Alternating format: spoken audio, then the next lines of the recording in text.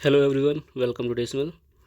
देखिए, इस क्लास में हम लोग ये डिस्कस करेंगे कि जो केवीएस 2023 का एग्ज़ाम हो रहा है उसमें क्या क्या क्वेश्चंस आ रहे हैं, किस तरह के क्वेश्चंस आ रहे हैं, किस सब्जेक्ट से क्या क्या टॉपिक कवर करके जाना चाहिए पेपर में।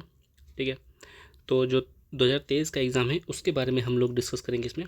देखिए, सबसे पहले इंग्लिश का अगर बात करें, इंग्लिश का, तो इंग्लिश में जो है नरेशन आपको पढ़नी चाहिए। ठीक है, नरेशन, एक्टिव पैसिव। ठीक है, नरेशन, एक्टिव पैसिव और प्रीपोजिशन वगैरह पढ़ सकते हैं, क्योंकि यहाँ से क्वेश्चन आ रहा है। ठीक है, ठीक है, नरेशन, एक्टिव पैसिव, प्रीपोजिशन और पैराग्राफ से भी क्वेश्चन आ रहे हैं। ठीक है, पैराग्राफ भी आ रहा है, तो पैराग्राफ तो नहीं पढ़ सकते, लेकिन ये है कि पैराग्राफ की प्रैक्टिस कर सकते हैं। 2 4 5 पैराग्राफ आप जो है सॉल्व करके जाएँ, ताकि वहाँ एकदम से नया ना लगे कि पैराग्राफ पहले कभी सॉल्व नहीं किया। तो जो है PYQ, प्रीवियस ईयर क्वेश्चन से या फिर पैराग्राफ का जो है कहीं ना कहीं कुछ ना कुछ मिल जाएगा। ठीक है, बुक्स में। तो पैराग्राफ का कुछ सॉल्व कर लीजिए।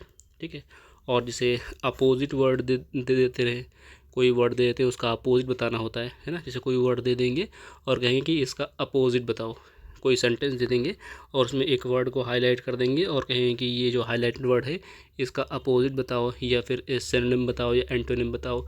ठीक है ना, तो इस तरह के क्वेश्चंस आ रहे हैं इंग्लिश में। और फिर अगला जो सब्जेक्ट है हिंदी में, हिंदी में 1 से 2 विलोम मिल जाएंगे आपको, पर्यायवाची मिल जाएंगे। ठीक है, संधि विच्छेद मिल जाएंगे। ठीक है, संधि विच्छेद मिल जाएंगे, उपसर्ग वगैरह, प्रत्यय वगैरह मिल जाएंगे। और पैराग्राफ जो है इसमें, पैराग्राफ जो है इसमें पूछने की जगह ये क्या कर रहे हैं कि जो बुक है एक ना, रिमझिम, जो NCERT बुक है बच्चों की। ठीक है ना, अगर आपको बुक देखनी है कैसी है, तो NCERT की वेबसाइट पे जाइए, वहाँ पे रिमझिम बुक जो है ना, फर्स्ट क्लास की जो है उसको, सेकंड क्लास की, थर्ड क्लास की और फिफ्थ क्लास की जो है रिमझिम बुकें हैं, उन्हीं से क्वेश्चन आ रहा है। तो मतलब अब पूरी बुक तो नहीं पढ़ सकते क्योंकि टाइम कम है, तो लेकिन फिर भी कुछ अगर 1 या 2 क्लास की आप पढ़ सकते हैं। जैसे अगर आपका पेपर 26 27 में है या 28 में है, तो आप जो है बुक को एक बार देख लीजिए कि कौन सा चैप्टर क्या है। कम से कम उसकी जो चैप्टर की हेडिंग है वो पढ़ लेंगे ना, थोड़ा समरी देख लेंगे तो शायद कुछ क्वेश्चन सॉल्व हो जाए। ठीक है, तो ये सब चीज़ें कर सकते हैं। ठीक है, और हिंदी में जो है पैराग्राफ जगह यही इस तरह की चीज़ें पूछी जा रही है। ठीक है, और आगे भी पैराग्राफ आ सकता है या नहीं, वो डिपेंड करेगा कि पेपर कैसा आ रहा है। ठीक है ना, और कंप्यूटर में 5 क्वेश्चन आएंगे। ठीक है, कंप्यूटर के 5 क्वेश्चन आ रहे हैं, और मतलब कि बहुत इजी भी नहीं है, बहुत टफ भी नहीं है। कंप्यूटर के क्वेश्चन जो ठीक ठीक हैं, तो कंप्यूटर पढ़ के जाइए। ठीक है, 5 नंबर का है तो पूरा 5 नंबर कम से कम सही होना चाहिए। बहुत कम कंप्यूटर क्वेश्चन है। ठीक है, तो 5 क्वेश्चन आपके एकदम सही होने चाहिए। तो कंप्यूटर पढ़ लीजिए, इस चैनल पर कंप्यूटर की कई वीडियो पड़ी हुई हैं। अगर आप पेपर अभी आपका थोड़ा टाइम है तो वीडियो देख लीजिए, 2 3 बार रिवीजन भी हो जाएगा। ठीक है, आप सर्च कर सकते हैं यहाँ पे कंप्यूटर की वीडियो। ठीक है, इस चैनल पे पढ़ी हुई है। ठीक है, जैसे कंप्यूटर में पेरेंट से क्वेश्चन आया था। ठीक है, मेमोरी से क्वेश्चन आया था, तो ये सारी चीज़ें थी। ठीक है, फिर अगर बात करते हैं जो EVS वाला सेक्शन था। ठीक है, EVS वाला। ठीक है, तो EVS में 7th जो 6 क्लास की NCERT है। ठीक है, सॉरी, NCERT है ज्योग्राफी की। ठीक है, 7th क्लास की। ठीक है, 7th क्लास की NCERT है, और 8th क्लास की NCERT, यहीं से ज़्यादा क्वेश्चन आ रहे हैं। ठीक है, ये जैसे अभी जो 21 तारीख का एग्ज़ाम था सेकंड शिफ्ट में डायरेक्ट पेपर से जो 6 क्लास की NCERT है, एक चैप्टर है उसमें मानचित्र वाला।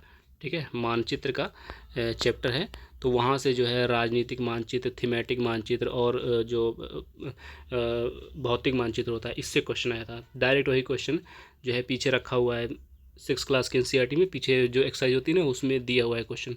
तो अगर आपको NCERT पढ़ी हुई है तो उसको रिवाइज करके जरूर जाइए, क्योंकि NCERT से क्वेश्चन आ रहा है EVS का। ठीक है, और जैसे कि हाथी हो गया। ठीक है, हाथी हो गया, मधुमक्खी हो गया। ठीक है, मधुमक्खी हो गया, स्लॉथ हो गया। ठीक है, स्लॉथ हो गया, यहाँ से क्वेश्चन आ रहा है। ठीक है, तो ये सारे क्वेश्चन इंपॉर्टेंट हैं, तो इन सब के बारे में पढ़ के जाइए। हाथी, मधुमक्खी, स्लॉथ। ठीक है, बाघ वगैरह भी पढ़ लीजिए, क्या पता बाघ से भी आ जाए।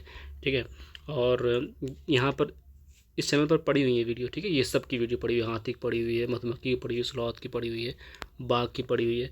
तो ये सारे टॉपिक इंपॉर्टेंट हैं, तो इन सबको ज़रूर पढ़ के जाइए।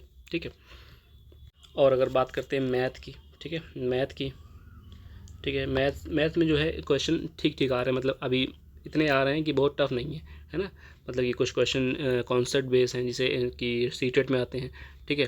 जैसे सीटेट में आते हैं ना, वैसे क्वेश्चन भी कुछ आ रहे हैं, और कुछ क्वेश्चन जो हैं मतलब इस तरह के हैं कि आप थोड़ा सा दिमाग लगाओगे तो उनमें फार्मूला तो शायद ना लगे, लेकिन उसका आंसर आप थोड़ा सा सोच के निकाल सकते हो। जैसे मुझे एक क्वेश्चन याद है अभी, ठीक है। जैसे एक क्वेश्चन था कि एक ऑटो चालक है, ठीक है। क्वेश्चन एग्जैक्ट मतलब डिजिट नहीं याद है कि क्या क्या डिजिट थी, कि एक ऑटो चालक है जो 2 किलोमीटर के, ठीक है, 2 किलोमीटर के 48 रुपये लेता है, ठीक है। 2 किलोमीटर के 48 रुपये लेता है, और फिर बाकी जितने किलोमीटर जाता है वो पर किलोमीटर 16 रुपये लेता है, ठीक है। ठीक है, वो टोटल 24 किलोमीटर गया है, ठीक है। तो वो कितने रुपए लेगा, ठीक है। तो इस तरह क्वेश्चन आया था, मतलब कि शुरू के 2 किलोमीटर के उसने जो है 48 रुपये लिए थे, ठीक है। और बाकी जो 22 किलोमीटर चला, ठीक है, उसके जो है उसने 16 रुपये लिए हैं, पर किलोमीटर 16 रुपये।